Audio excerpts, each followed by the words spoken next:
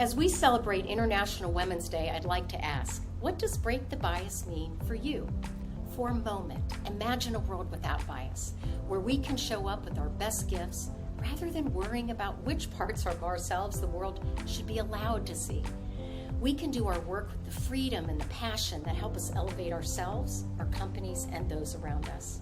As someone who runs leadership development programs exclusively for women, I've had the vantage point of hearing from more than 2,000 graduates globally. We know that bias will not disappear overnight. What you can do is to think about breaking the bias as building a bridge.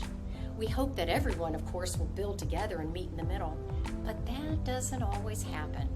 When someone shows bias towards me, I can choose to feel limited by it, or I can choose to close the perception gap.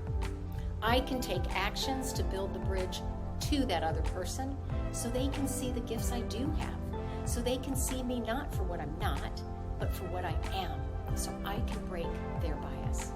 At Signature Leaders, we focus on many ways that leaders can be more inclusive.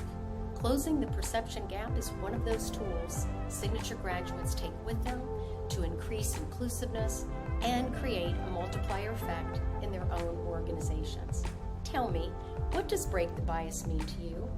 Please join me in starting a productive conversation so we can build more bridges to break the bias.